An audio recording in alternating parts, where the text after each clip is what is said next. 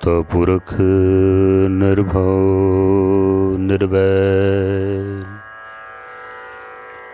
अकाल मूरत अजूनी सैभं गुर प्रसाद जप आद सच जुगाद सच है भी सच नानक होसी भी सच। दंडोत बंधन अनक बार सर्व कला समरथ डोलन ते रखो प्रभु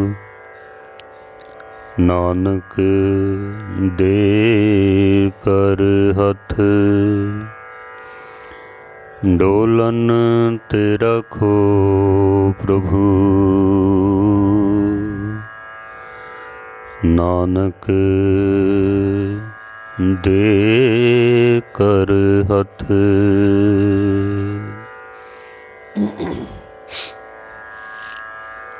परम सन्मान योग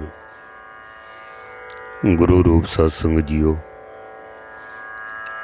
कुछ समा गुरु विचार आप जी नूं सरवण करा सकां उस तो पहले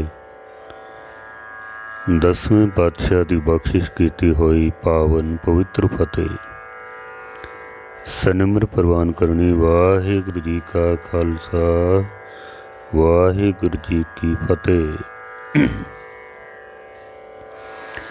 गुरु ग्रंथ साहब महाराज दे विच आए हुए जीव जंतुओं के विचार आप सरवण कर रहे हो। पिछले काफ़ी दिनों तो दास ने विचार आरंभ की हुई है। करतूत पशु की मानस जात लोक पचारा करे दिन रात। इस सिरलेख दे हेठ दास ने गुरु ग्रंथ साहब दे विच आए होए जितने भी जीव जंतु ने उन्हां दी विचार आरंभ की हुई है। अज असी विचार सरवण करनी है गुरु नानक सच्चे पातशाह जी का पावन सलोक है मलार राग दे विच, जिस विच महाराज मास मास कर मूर्ख झगड़े ज्ञान ध्यान नहीं जाने कौन मास कौन साग कहावे किस्म है पाप समाणे गैंडा मार होम जग किए देवतियां की बाणे। इस पावन शब्द दे विच महाराज ने जिक्र किया है गैंडे का। गैंडा मार होम जग किए। हाथी तो बाद इस धरती दे उत्ते गैंडा ही सब तो वड्डा स्तनपाई जानवर है। चौपाया जानवर सब तो वड्डा ताकतवर। गैंडा इस दियां 5 प्रजातियां दुनिया विच मिलदियां हन। 5 प्रजातियां जिस विच 2 प्रजातियां अफ्रीका विच मिलदियां ने 3 प्रजातियां एशिया दे विच मिलदियां हन। कुछ गैंडे एक सिंग वाले होंदे ने कुछ 2 सिंग वाले होंदे ने। गैंडे की लंबाई तकरीबन कोई 11 फिट लंबा ते 6 फिट उच्चा है। वड्डा जानवर है। वजन इसका 2500 किलो तो लैके 3000 किलो तक, 2.5 टन तो लैके 3 टन तक इसका वजन हो सकता है। इसकी जिहड़ी चमड़ी है बड़ी मोटी चमड़ी होंदी है, इत्थों तक कि गोली भी मारी जावे, तीर मारिया जावे, वो चमड़ी नूं पाड़ के अंदर तक नहीं जा सकता है। बड़ी स्ट्रोंग, बड़ी मजबूत चमड़ी होंदी है। पुरातन समय दे विच राजे महाराजे सैनिक गैंडे दियां खल दियां ढालां इस्तेमाल करते सन शस्त्रां तो बचाव वास्ते, अपने बचाव वास्ते। मजबूत बड़ी होंदी है, तलवार दा भी वार सहन कर लैंदी है, बरछे दा वार सहन कर लैंदी है। इत्थों तक कि बंदूक दी गोली भी इसनूं पाड़ नहीं सकती है। अजकल तो हुण बहुत चीज़ां आ गईयां ने और बंदूकां गोलियां भी बड़ियां पावर वालियां बन गईयां ने, लेकिन पुराने समय दी ये गल है। गैंडे इस दी मृत्यु का सब तो वड्डा कारण इन्हां दी आपसी दुश्मनी है।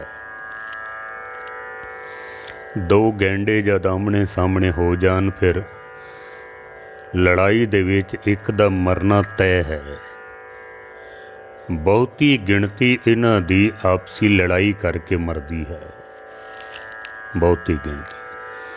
अगर ये आपस दे विच एक दूजे नूं ना मारन आपस विच, तो फिर इन्हां दी संख्या जल्दी वध सकती है। कुछ इन्हां दा शिकार बड़ा किया जाता है, इन्हां दी चमड़ी, इन्हां दे शरीर दे अंग, और सब तो ज़्यादा जिहड़ा इन्हां दा सिंग है वो बड़ा महंगा विकदा वे। एक सिंग दी कीमत 2 लाख तो 5 लाख तक भी हो सकती है। 2 लाख तो नॉर्मली है, 5 लाख तक भी इसकी कीमत हो सकती है। इहदे सिंग लड़ाई दे विच टुट जाते हैं, लेकिन फिर दोबारा भी उग जाते हैं। अगर लड़न दे विच एक बारी सिंग टुट जाता है, उसी स्थान ते फिर दूसरा सिंग वापस उग जाता है। एक कुदरत वालों इन्हां नूं नियामत दिती गई है। भावें गैंडा बड़ा भारी जानवर है, 2500 किलो वजन, 3000 किलो वजन, फिर भी गैंडा किसी मुसीबत दे विच आवे या वैसे दौड़ लावे 50 किलोमीटर तक दी रफ्तार पकड़ सकता है, 50 किलोमीटर प्रति घंटा।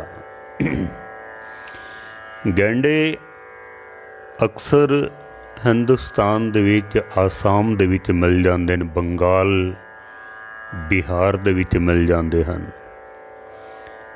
या हिमालय दियां जड़ियाँ थलड़ियाँ पहाड़ियाँ ने उन्हां दे विच मिल जाते हैं। सब तो ज़्यादा गैंडे मिलते हैं आसाम दा काजीरंगा जो अभयारण्य है, नैशनल जो पार्क है उत्थे, उहदे विच बहुत गैंडे उत्थे ही मिलते हैं ज़्यादा। बाकी इंडिया दे विच घट ही मिलते हैं, ना दे बराबर मिलते हैं। उस इलाके च आसाम, बिहार, बंगाल उधर ही ज़्यादा पाए जाते हैं गैंडे। ये जिहड़ा शब्द महाराज ने जिस विच गैंडे दा जिक्र किया है, मास मास कर मूर्ख झगड़े ज्ञान ध्यान नहीं जाने। मास मास नूं मुख रख के एक तबका लड़दा पिया भी मास खाना चाहिए जायज़ है, एक तबका लड़दा पिया मास नहीं खाना चाहिए, ये बहुत वड्डा पाप है। गुरु नानक सच्चे पातशाह ने जिस वक्त ये शब्द उच्चारण किया वे महाराज ने, कुरुक्षेत्र दी धरती दे उत्ते जदों महाराज पहुँचे ने उस स्थान ते, कुरुक्षेत्र बहुत वड्डा तीर्थ स्थान है, बहुत सारे गुरुआं दे गुरुद्वारे भी उत्थे बने हुए ने। गुरु नानक सच्चे पातशाह की याद विच भी गुरुद्वारा साहब बनया होया उत्थे। ਜਿਸ ਵਕਤ ਮਹਾਰਾਜ ਪਹੁੰਚੇ ਸਨ ਤਾਂ ਸੂਰਜ ਗ੍ਰਹਿਣ ਲੱਗਾ ਹੋਇਆ ਸੀ। ਗੁਰੂ ਨਾਨਕ ਸੱਚੇ ਪਾਤਸ਼ਾਹ ਅਕਸਰ ਐਸੇ ਸਮੇਂ ਤੇ ਤੀਰਥ ਸਥਾਨਾਂ ਤੇ ਪਹੁੰਚਦੇ ਸਨ ਜਿੱਥੇ ਬਹੁਤੀ ਭੀੜ ਇਕੱਠੀ ਹੋਈ ਹੋਵੇ, ਕਿਉਂਕਿ ਲੋਕਾਂ ਨੂੰ ਇਕੱਠਾ ਕਰਨ ਦਾ ਹੋਰ ਕੋਈ ਸਾਧਨ ਨਹੀਂ ਸੀ। ਕੋਈ ਅਨਾਊਂਸਮੈਂਟ ਕਰਨ ਦਾ ਜਾਂ ਹੋਰ ਕੋਈ ਸੱਦਾ ਪੱਤਰ ਦੇਣ ਦਾ, ਕੋਈ ਇੰਟਰਨੈਟ ਦਾ ਜਾਂ ਹੋਰ ਕੋਈ ਐਸਾ ਕੋਈ ਸਾਧਨ ਨਹੀਂ ਸੀ। ਅਕਸਰ ਮੇਲਿਆਂ ਦੇ ਉੱਤੇ ਲੋਕ ਇਕੱਠੇ ਹੁੰਦੇ ਸਨ। ਸੂਰਜ ਗ੍ਰਹਿਣ ਦਾ ਬੜਾ ਵੱਡਾ ਮੇਲਾ ਲੱਗਾ ਹੋਇਆ ਸੀ ਕੁਰੂਕਸ਼ੇਤਰ ਦੇ ਵਿੱਚ। ਚਾਰੋਂ ਵਰਨਾਂ ਦੇ ਲੋਕ ਉੱਥੇ ਪਹੁੰਚੇ ਹੋਏ ਸਨ। ਖੱਤਰੀ, ਬ੍ਰਾਹਮਣ, ਸ਼ੂਦ, ਵੈਸ, ਫਿਰ ਸੰਨਿਆਸੀ, ਜੋਗੀ, ਜੰਗਮ, ਸਰੇਵੜੇ, ਦੁਨੀਆ ਭਰ ਦੇ ਪੰਡਤ ਸਭ ਉੱਤੇ ਇਕੱਠੇ ਹੋਏ ਸਨ। ਗੁਰੂ ਨਾਨਕ ਸੱਚੇ ਪਾਤਸ਼ਾਹ ਕੋਲ ਇੱਕ ਚੰਗਾ ਮੌਕਾ ਸੀ, ਮਹਾਰਾਜ ਕੋਲ ਆਪਣੀ ਗੱਲ ਨੂੰ ਕਹਿਣ ਦਾ, ਲੋਕਾਂ ਤੱਕ ਉਪਦੇਸ਼ ਪਹੁੰਚਾਉਣ ਦਾ ਇੱਕ ਚੰਗਾ ਮੌਕਾ ਸੀ ਮਹਾਰਾਜ ਕੋਲ। ਇੱਥੇ ਮਹਾਰਾਜ ਗੁਰੂ ਨਾਨਕ ਸੱਚੇ ਪਾਤਸ਼ਾਹ ਜੀ ਭਾਈ ਮਰਦਾਨੇ ਦੇ ਨਾਲ, ਭਾਈ ਬਾਲਾ ਜੀ ਦੇ ਨਾਲ ਕੀਰਤਨ ਦੀ ਛਹਿਬਰ ਲੱਗੀ ਹੋਈ ਹੈ। ਲੋਕ ਆ ਰਹੇ ਨੇ, ਜਾ ਰਹੇ ਨੇ, ਇਸ਼ਨਾਨ ਕਰ ਰਹੇ ਹਨ, ਕੋਈ ਮੰਤਰ ਪੜ੍ਹ ਰਹੇ ਨੇ, ਕੋਈ ਕੁਝ ਕਰ ਰਹੇ ਹਨ। ਆਪਣੇ ਆਪਣੇ ਹਿਸਾਬ ਨਾਲ ਹਰ ਬੰਦਾ ਧਾਰਮਿਕ ਕਰਮ ਕਰਨ 'ਤੇ ਲੱਗਾ ਹੋਇਆ ਹੈ। ਸੂਰਜ ਗ੍ਰਹਿਣ ਵਾਲੇ ਦਿਨ ਚੁੱਲ੍ਹੇ ਦੇ ਵਿੱਚ ਅੱਗ ਵੀ ਨਹੀਂ ਪਾਈ ਜਾਂਦੀ ਸੀ। ਕੋਈ ਅੱਗ ਨਹੀਂ ਸੀ ਬਾਲਦਾ। ਕੁਛ ਪਕਾਉਣਾ ਬਣਾਉਣਾ ਤੇ ਬੜੀ ਦੂਰ ਦੀ ਗੱਲ ਹੈ। ਇਸੇ ਇਲਾਕੇ ਦੇ ਵਿੱਚ ਹਾਸੀ ਦੇ ਰਾਜਾ ਅੰਮ੍ਰਿਤ ਰਾਏ ਦੀ ਰਾਣੀ ਆਪਣੇ ਪੁੱਤਰ ਜਗਤ ਰਾਏ ਨੂੰ ਲੈ ਕੇ ਪਹੁੰਚੀ ਹੈ, ਕਿਉਂਕਿ ਦੁਸ਼ਮਣਾਂ ਨੇ ਰਾਜਾ ਅੰਮ੍ਰਿਤ ਰਾਏ ਦੀ ਸੈਨਾ, ਉਹਦੇ ਰਾਜ ਭਾਗ ਸਭ ਕੁਝ ਆਪਣੇ ਕਬਜ਼ੇ ਵਿੱਚ ਲੈ ਲਏ ਸਨ ਔਰ ਬਾਕੀ ਪਰਿਵਾਰ ਇਹਨਾਂ ਦਾ ਮਾਰ ਦਿੱਤਾ ਗਿਆ। ਕੇਵਲ ਰਾਣੀ ਤੇ ਉਸ ਦਾ ਪੁੱਤਰ ਜਗਤ ਰਾਏ, ਬਸ ਇਹ ਦੋਨੋਂ ਬੱਚੇ ਹਨ। ਰਾਣੀ ਸਿਆਣੀ ਸੀ, ਕਹਿੰਦੀ ਇਹ ਪੁੱਤਰ ਇੱਥੇ ਬੜੇ ਮਹਾਂਪੁਰਸ਼ ਆਏ ਹੋਏ ਨੇ, ਕੋਈ ਸਾਨੂੰ ਪੂਰਨ ਮਹਾਂਪੁਰਸ਼ ਮਿਲ ਜਾਏ, ਅਸੀਂ ਉਹਦੇ ਕੋਲੋਂ ਅਸੀਸ ਲਈਏ ਤੇ ਸਾਡਾ ਰਾਜ ਭਾਗ ਸਾਨੂੰ ਵਾਪਸ ਮਿਲ ਜਾਵੇ। ਦਰ ਦਰ ਤੇ ਭਟਕ ਰਹੇ ਸਨ। ਪੁੱਤਰ ਨੇ ਆਖਿਆ, ਮਾਂ ਫਿਰ ਮੈਨੂੰ ਕੀ ਕਰਨਾ ਚਾਹੀਦਾ ਹੈ, ਮੈਂ ਕੀ ਕਰਾਂ। ਮਾਂ ਨੇ ਆਖਿਆ, ਬੇਟਾ ਕਿਸੇ ਵੀ ਸੰਤ ਕੋਲ, ਕਿਸੇ ਗੁਰੂ ਕੋਲ ਅਸੀਂ ਅਗਰ ਜਾਈਏ, ਕਿਸੇ ਰਾਜੇ ਕੋਲ ਜਾਈਏ, ਖਾਲੀ ਹੱਥ ਨਹੀਂ ਜਾਣਾ ਚਾਹੀਦਾ ਹੈ। ਕੋਈ ਨਾ ਕੋਈ ਭੇਟਾ ਹੱਥ ਦੇ ਵਿੱਚ ਜ਼ਰੂਰ ਹੋਣੀ ਚਾਹੀਦੀ ਹੈ। ਕੁਛ ਲੈ ਕੇ ਜਾਈਏ, ਕਿਸੇ ਮਹਾਂਪੁਰਖ ਕੋਲ ਜਾਈਏ, ਕੁਝ ਨਾ ਕੁਝ ਲੈ ਕੇ ਜਾਈਏ। ਅਸੀਂ ਇਹੀ ਕਾਰਨ ਹੈ, ਅਸੀਂ ਜਦੋਂ ਗੁਰੂ ਧਾਮ ਵਿੱਚ ਗੁਰਦੁਆਰੇ ਮੱਥਾ ਟੇਕਣ ਜਾਂਦੇ ਹਾਂ, ਕੁਛ ਨਾ ਕੁਛ ਜ਼ਰੂਰ ਭੇਟਾ ਰੱਖਣੀ ਚਾਹੀਦੀ ਹੈ। ਕੁਛ ਵੀ ਰੱਖੋ। ਪੁਰਾਤਨ ਸਮੇਂ ਦੇ ਵਿੱਚ ਤਾਂ ਮੈਂ ਖੁਦ ਆਪਣੀ ਦਾਦੀ ਜੀ ਨੂੰ ਦੇਖਿਆ, ਜਦੋਂ ਗੁਰਦੁਆਰੇ ਜਾਂਦੇ ਸਨ, ਇੱਕ ਕੌਲੀ ਆਟੇ ਦੀ ਰੋਜ਼ ਲੈ ਕੇ ਜਾਣੀ ਉਹਨਾਂ ਨੇ। ਗੁਰਦੁਆਰੇ ਇੱਕ ਪੀਪਾ ਰੱਖਿਆ ਹੁੰਦਾ ਸੀ, ਉਹਦੇ ਵਿੱਚ ਉਹ ਆਟਾ ਪਾ ਦਿੰਦੇ ਸਨ। ਉਹ ਗ੍ਰੰਥੀ ਵਾਸਤੇ ਹੁੰਦਾ ਸੀ। ਕੁਛ ਵੀ ਭੇਟਾ ਲੈ ਕੇ ਜਾਓ, ਕੁਛ ਵੀ। ਮਹਾਂਪੁਰਖ ਬਾਬਾ ਨੰਦ ਸਿੰਘ ਜੀ ਤਾਂ ਕਹਿੰਦੇ ਸਨ, ਜੇ ਨਹੀਂ ਕੁਛ ਲਿਜਾਣ ਦੀ ਸ਼ਰਧਾ, ਦਰਖਤ ਤੋਂ 2 ਨਿੰਮ ਦੀਆਂ ਦਾਤਨਾਂ ਤੋੜ ਕੇ ਤੇ ਉਹੀ ਰੱਖ ਦਿਓ, ਪਰ ਕੁਛ ਭੇਟਾ ਜ਼ਰੂਰ ਲੈ ਕੇ ਜਾਣੀ ਚਾਹੀਦੀ ਹੈ। ਕੁਛ ਵੀ। ਵਿਦਵਾਨਾਂ ਨੇ ਸ਼ਲੋਕ ਵੀ ਕਿਹਾ ਹੈ ਕਿ ਰਿਕਤ ਪਾਨ ਦਰਸੇ ਨਹੀਂ, ਭੂਪ ਪੀਖਕ ਗੁਰਦੇਵ। ਖਾਲੀ ਹੱਥ, ਪਾਨ ਕਹਿੰਦੇ ਨੇ ਹੱਥਾਂ ਨੂੰ, ਖਾਲੀ ਹੱਥ ਨਹੀਂ ਜਾਣਾ ਚਾਹੀਦਾ, ਨਹੀਂ ਦਰਸ਼ਨ ਕਰਨੇ ਚਾਹੀਦੇ ਕਿਹਦੇ? ਭੂਪ ਭੀਖਕ ਗੁਰਦੇਵ ਭੂਪ ਕਹਿੰਦੇ ਨੇ ਰਾਜੇ ਨੂੰ, ਭੀਖਕ ਕਹਿੰਦੇ ਨੇ ਕੋਈ ਸੰਤ ਮਹਾਂਪੁਰਸ਼, ਕੋਈ ਰਿਸ਼ੀ ਮੁਨੀ। ਗੁਰਦੇਵ ਕਿਸੇ ਗੁਰੂ ਕੋਲ ਖਾਲੀ ਹੱਥ ਨਹੀਂ ਜਾਣਾ ਚਾਹੀਦਾ ਹੈ। ਫਲ ਦੀਏ ਫਲ ਪਾਈਏ, ਫਲ ਨ ਫਲੇ ਬਿਨ ਸੇਵ, फल बिन फले न सेव। फल दिए फल पाइए, फल बिन फले न सेव। फल दिते बिना फल की प्राप्ति नहीं होती। कुछ ना कुछ भेटा जरूर लैके जाओ। तो पुत्र जगत राय ने आख्या, माँ इस वक्त तक कोल कुछ भी नहीं है, हुण की करा मैं? सब कुछ तो खो लिया, धन पदार्थ कुछ है नहीं है, की करा मैं? माँ ने आख्या, तू छत्री है, तेरे कोल शस्त्र ने, अपने शस्त्रां दे नाल कोई भेटा पैदा कर। इन्हां शस्त्रां नाल कोई भेटा लैके आ। कहंदे ने इस जगत राय ने शिकार किया एक हिरन दा। महाराज दी बाणी भी कहती है कि आखाड़ बिरत राजन की लीला। आखाड़ बिरत राजन की लीला। राजे महाराजियां दा सुभाव होंदा है शिकार करना। इन्हें शिकार किया वे, शिकार किया एक हिरन दा, ते हिरन लैके बन के उसनूं लैके ते ये चलिया। हुण लभदे पे ने भी किहदे कोल जाइए, किनू मिलीए जाके। पुछद्या पुछांदियां किसी ने दस्या भी इत्थे गुरु नानक आए ने, जगत गुरु गुरु नानक, बड़ी उन्हां दी महिमा है। दर्शन करके बंदा निहाल हो जाता है, उन्हां कोल जाओ तुसीं।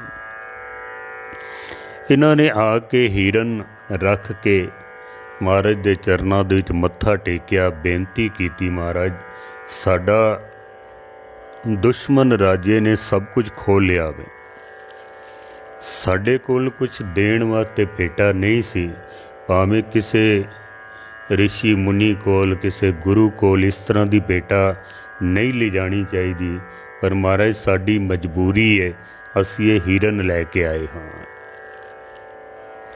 महाराज ने भी मौका देख लिया भी ये मौका हुण चंगा है, सूरज ग्रहण है। पंडितां ने पखंड बनाए ने भी अज दे दिन चुल्हे विच अग भी नहीं बालनी, सारा दिन वर्त रखना है, इशनान करो, मंत्रां दे जप करो, दान करो, ये करो वो करो। महाराज ने आख्या, ठीक है तेरी भेटा प्रवान है, तो इसनूं साफ करके ते इस चुल्हा बना के एक मटका लिया के ते इनूं उहदे विच रिन्नणा रख दे। जगत राय ने ये सारी क्रिया जद कीती, चुल्हे दे विच अग बाली है। ज्यों अग दा धुआं उठिया ते जिहड़े कर्मकांडी लोग सन उन्हां दे हिरदे सड़ गए ने। एडा धुआं कित्थों आंदा पिया है? इकट्ठे होके आ गए। धुआं उठदा पिया, अज ते चुल्हे दे विच अग भी नहीं बालनी चाहिदी। फिर खुशबू तो पता लग्या कि इहदे विच तां मांस रिन्नदे पए ने। एक तां तुसीं अग बाली है ते अग दे विच भी फिर तुसीं हिरन दा मांस पकांदे पए हो, ये तां होर भी वड्डा गुनाह हो गया वे। आपस दे विच पंडितां ने सलाह कीती भी इस बच्चे नूं मार देना चाहिए जिन्हें ये कुकर्म कीता है, इनू मार दिओ।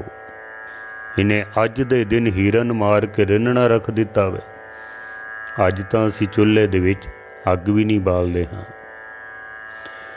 गुरु नानक सच्चे पातशाह जी ने आख्या भी इस बच्चे नूं मारन तो पहले क्यों ना आपां थोड़ी विचार कर लवीए।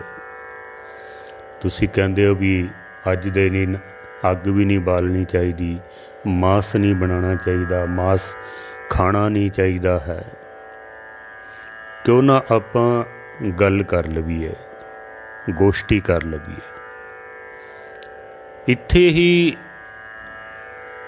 एक नानू राम दा पंडित आया होया है। नानू राम दा पंडित, इस ਪੰਡਤ ਨੇ ਭਵਿੱਖਤ ਪੁਰਾਣ ਦੇ ਵਿੱਚ ਕਿਧਰੇ ਇਹ ਪੜ੍ਹਿਆ ਹੋਇਆ ਸੀ, ਕਿਉਂਕਿ ਪੰਡਤ ਸੀ, ਪੜ੍ਹਦਾ ਸੀ ਬਹੁਤ।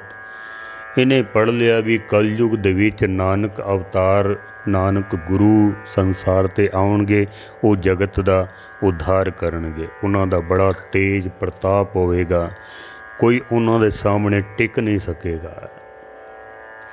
ਨਾਨੂ ਪੰਡਤ ਨੇ ਸਾਰਾ ਬਿਰਤਾਂਤ ਪੜ੍ਹਿਆ ਅਤੇ ਉਹਨੂੰ ਮਹਿਸੂਸ ਹੋਇਆ ਵੀ ਸ਼ਾਇਦ ਮੇਰੇ ਮਾਂ ਪਿਓ ਨੇ ਮੇਰਾ ਨਾਮ ਗਲਤ ਰੱਖ ਦਿੱਤਾ ਹੋਵੇ, ਮੈਂ ਹੀ ਨਾਨਕ ਹਾਂ।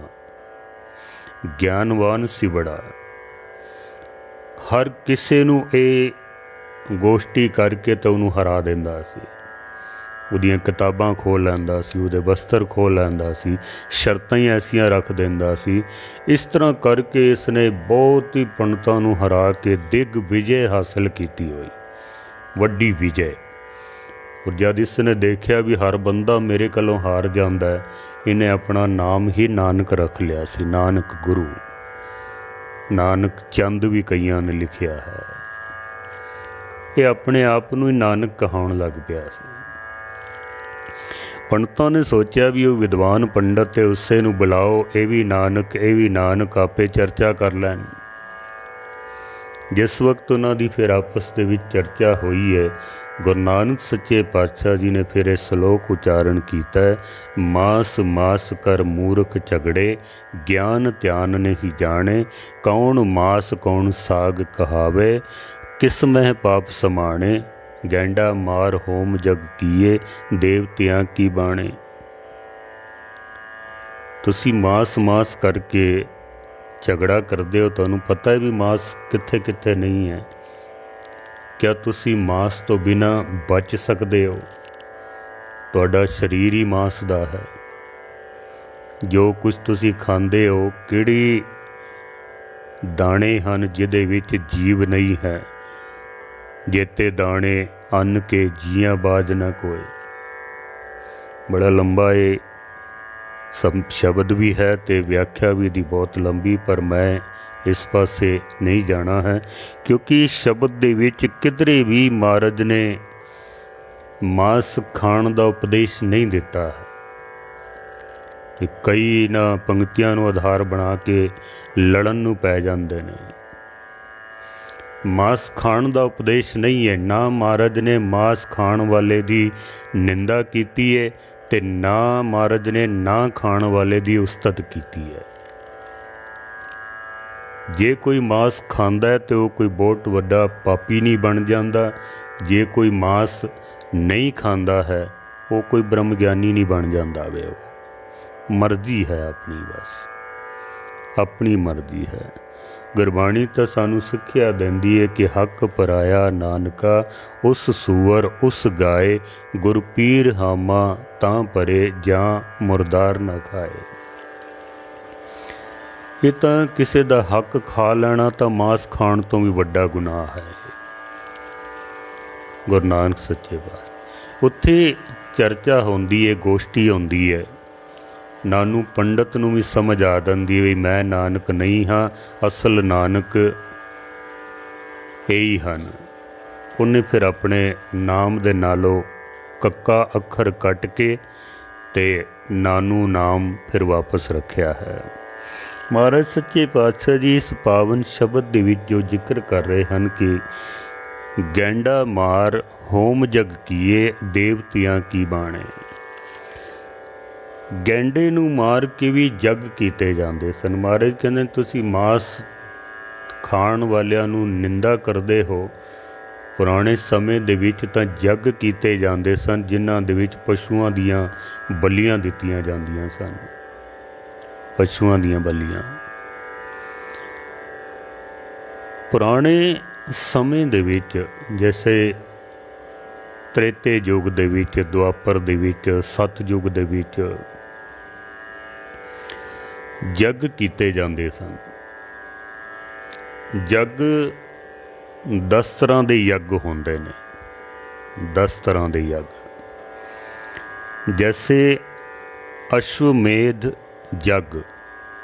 ਅਸ਼ਵ ਦਾ ਮਤਲਬ ਹੁੰਦਾ ਘੋੜਾ, ਮੇਧ ਦਾ ਮਤਲਬ ਹੁੰਦਾ ਹੈ ਜਿਸ ਦੀ ਬਲੀ ਦੇਣੀ, ਬਲੀ ਦੇਣਾ, ਕੁਰਬਾਨ ਕਰਨਾ। ਮੇਧ अश्व मेद, अश्व का मतलब घोड़ा, मेद का मतलब कुर्बान करना, बलि देनी, घोड़े की बलि देनी, वो जग।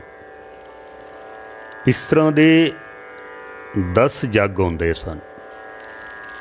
अश्वमेघ जग होंदा वे, गज मेध जग होंदा सी।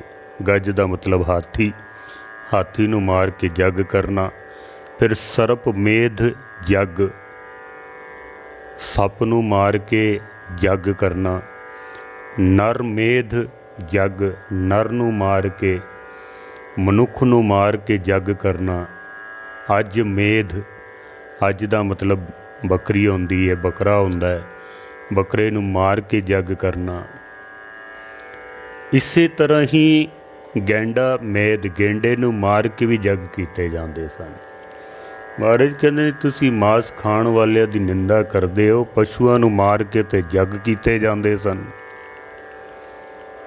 सब तो ਵੱਡਾ जग कीता जांदा सी अश्वमेध जग। अश्व का मतलब होंदा एक घोड़ा। जग 2 तरह नाल कीते जांदे सन। एक जग तां कीता जांदा सी अपनी ताकत वधाउण वास्ते, सारी दुनिया दे विच या सारे इलाके दे विच अपनी हुकूमत नूं सिद्ध करन वास्ते। एक चिट्टे रंग का घोड़ा, एक तां अपनी ताकत नूं सिद्ध करन वास्ते, दूसरा जग कीता जांदा सी औलाद दी प्राप्ति वास्ते, पुत्र प्राप्ति वास्ते। जिहड़े अपनी ताकत सिद्ध करन वास्ते जग करदे सन, चिट्टे रंग का एक घोड़ा लैके, चिट्टा घोड़ा, उहदे उत्ते काठी वगैरह पै के मंत्र उच्चारण करके फिर उस घोड़े दे उत्ते लिख दिता जांदा सी भी ये घोड़ा फलाने राजे का घोड़ा है, ये अश्वमेघ जग वास्ते इनू छोड़िया गया।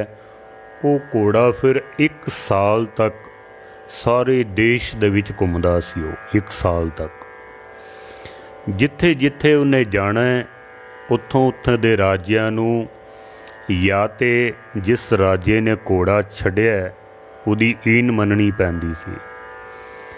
जे नहीं ईन मनदा ते फिर उस घोड़े नू पकड़ के बन लैंदा सी, ते फिर जंग करना पैंदा सी, युद्ध करना पैंदा सी। जे युद्ध विच हार जाए तां भी ईन मननी पैंदी सी। जे जित जावे घोड़ा पकड़न वाला तो फिर यज्ञ संपूर्ण नहीं सी होंदा। रामायण दे विच तुसी टीवी सीरीयल ते शायद वेख्या होवे, राम ने भी अश्वमेघ जग कीता सी। उस घोड़े नू 1 साल तक घुमाया जांदा सी। साल पूरा होने तो बाद फिर उस घोड़े नू वापस अपने राज दे विच ले आंदे सन। उस तो बाद फिर अश्वमेघ जग की तैयारी की जाती है। अश्वमेघ जग फिर एक वड्डे स्थान दे उत्ते 1.25 गज चौड़े थंबे बनाए जाते सन। 1.25 गज चौड़े ते 7-7 गज लंबे, तकरीबन कोई 21 थंबे बनाए जाते सन। 21 थंबे जिन्हों जग जूप भी कहते हैं। 21 थंबे बनाने तो बाद फिर उन्होंने 21 थंबियां दे उत्ते एक देवी नूं स्थापित किया जाता सी। देवी स्थापन करन तो बाद फिर 18 हवन कुंड बनाए जाते सन। 18 हवन कुंड। उन्हां हवन कुंडां दे विच कई तरह के पंछी ते कई तरह के चौपाए जानवर कतल कर करके ते उन्हां दे विच होम जग कीता जांदा सी। उन्हां जीव जंतुआं दी, पशुआं दी आहूतियां दित्तियां जांदियां सन विच। उन्हां सरोवरां दे विचों जदों फिर धुआं निकलदा है, उस धुएं नूं राजा ते राणियां सारे उन्हां धुएं दी खुशबू लैंदे सन, धुआं सूंघदे सन।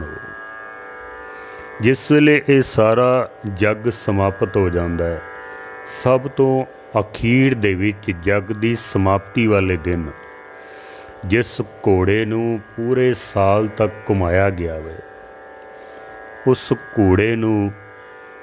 ਘੋੜੇ ਨੂੰ ਬੈਂਤ ਦੀ ਚਟਾਈ ਦੇ ਉੱਤੇ ਇਸ਼ਨਾਨ ਕਰਕੇ, ਬੈਂਤ ਦੀ ਚਟਾਈ ਦੇ ਉੱਤੇ ਖੜਾ ਕਰਕੇ ਤੇ ਫਿਰ ਰਾਜੇ ਤੇ ਰਾਣੀ ਕੋਲੋਂ ਉਹਨੂੰ ਝਟਕਾਇਆ ਜਾਂਦਾ ਸੀ, ਉਹਦਾ ਬਲੀ ਦਿੱਤੀ ਜਾਂਦੀ ਸੀ। ਫਿਰ ਇਹ ਜੱਗ ਅਸ਼ਵਮੇਘ ਜੱਗ ਸੰਪੂਰਨ ਹੁੰਦਾ ਸੀ। ਇਸ ਤਰੀਕੇ ਦੇ ਨਾਲ ਇਹਨੂੰ ਕਹਿੰਦੇ ਨੇ ਅਸ਼ਵਮੇਘ ਜੱਗ। ਬਾਕੀ ਦੇ ਜੱਗ ਵੀ ਇਸੇ ਤਰ੍ਹਾਂ ਕੀਤੇ ਜਾਂਦੇ ਨੇ।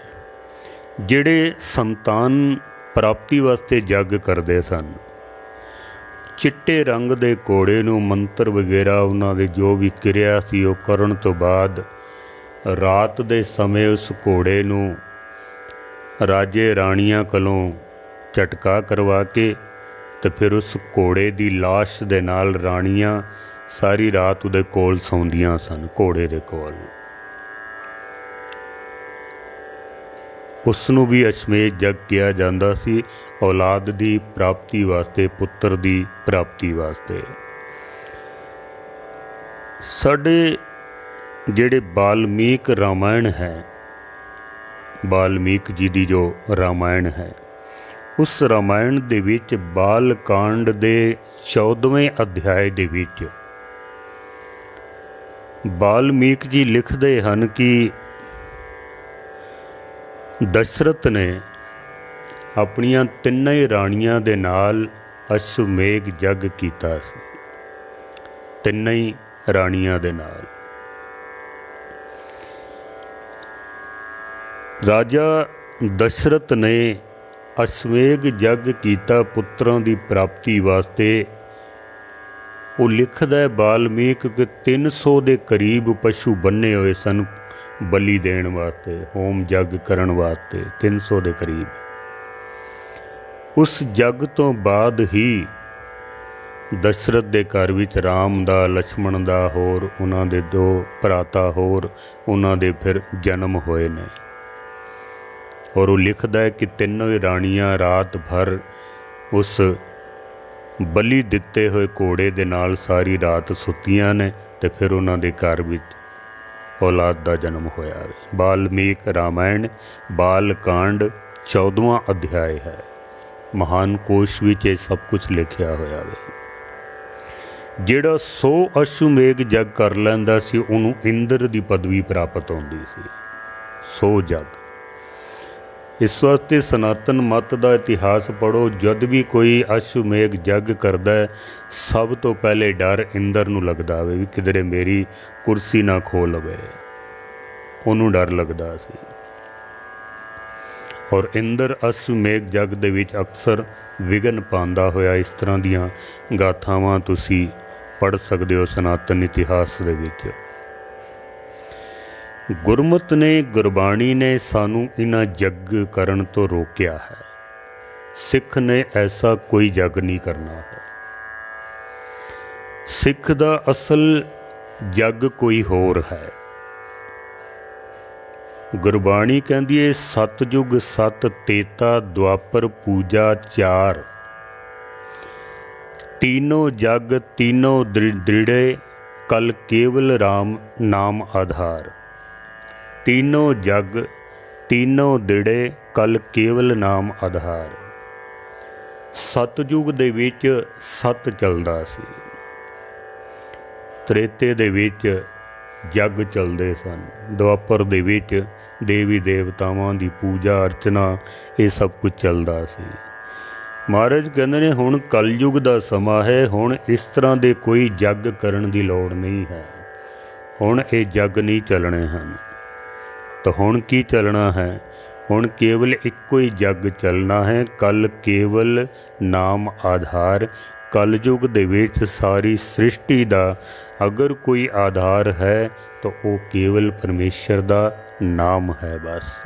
गुरु नानक साहब ने ताई आख्या भी जपो ता एको नामा अवर निराफल कामा। बाकी सब धार्मिक कर्म जोड़े कर रहे हो सब बेकार ने जे परमेश्वर का नाम अगर नहीं है तो जपो तो एको नामा। गुरबाणी ने सानू प्रमाण दिते हैं। महाराज कहते हैं कि ये कलयुग का समा है, भावें कोई बंदा बनारसी तप करे उलट तीर्थ मरे अगन दहे काया कलप कीजे अश्वमेघ जग कीजे सोना गर्भ दान दीजे। अश्वमेघ जग कीता जावे सोना दान कीता जावे राम नाम सर तो न पूजे।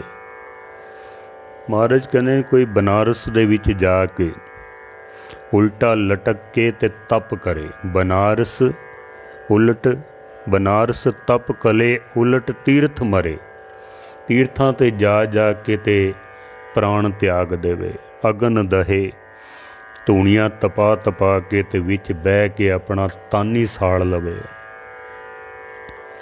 फिर काया कल्प कीजे अपनी उम्र नूं वड्डा कर लवे। अश्वमेघ जग कीजे सोना गर्भदान दीजे। अश्वमेघ जग कीते जान जिहदी मैं हुणे आप जी नूं व्याख्या दसी है।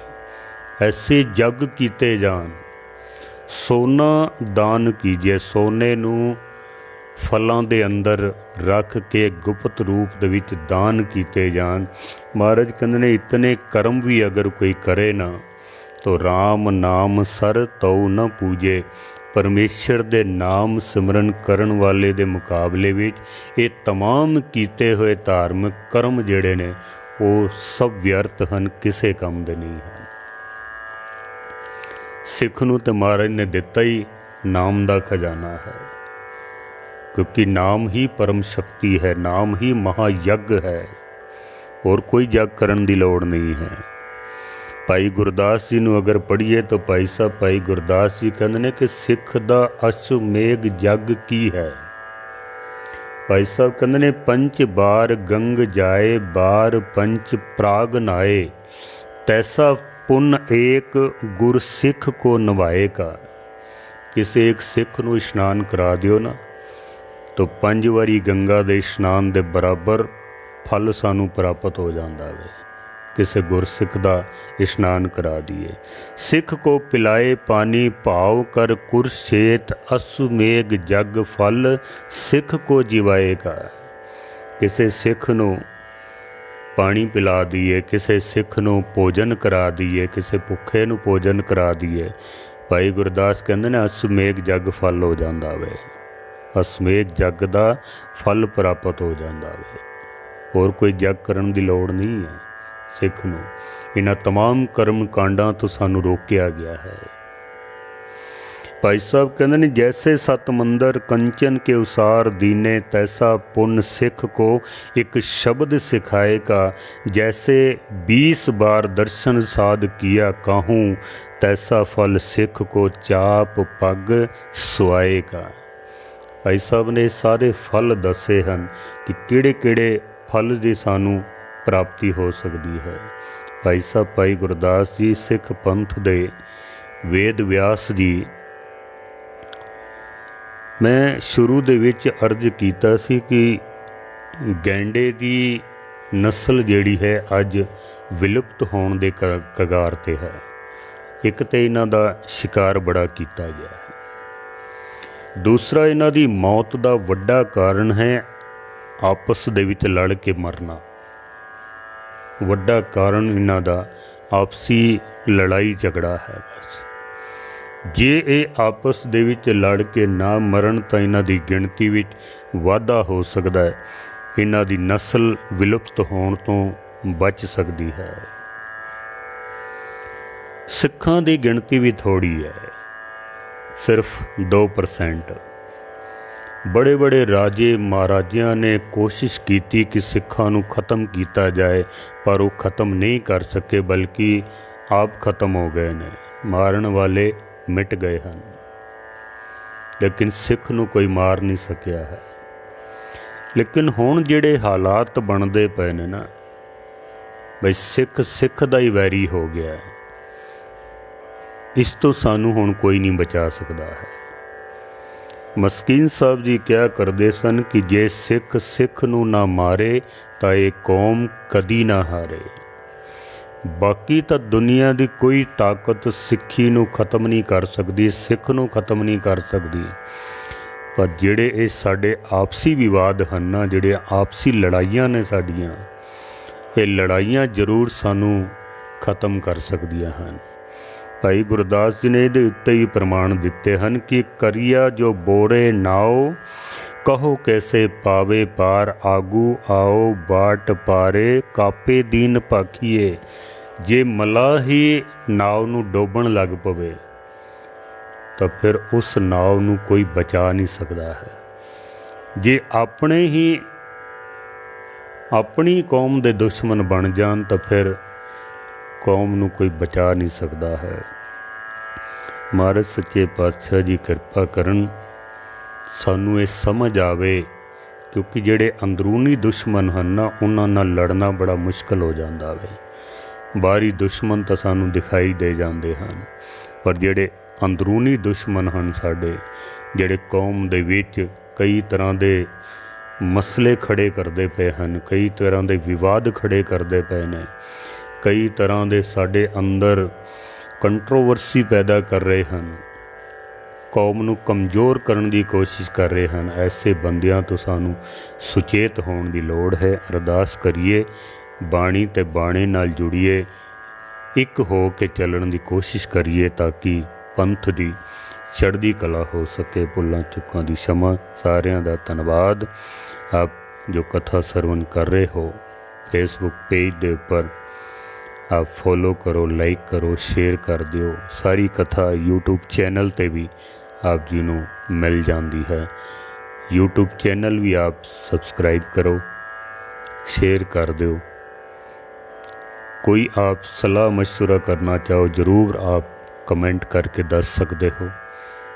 यही तुहाडे वल्लों दित्ती हुई प्रेम भेटा। भुल्लां चुक्कां दी क्षमा। वाहिगुरू जी का खालसा, वाहिगुरू जी की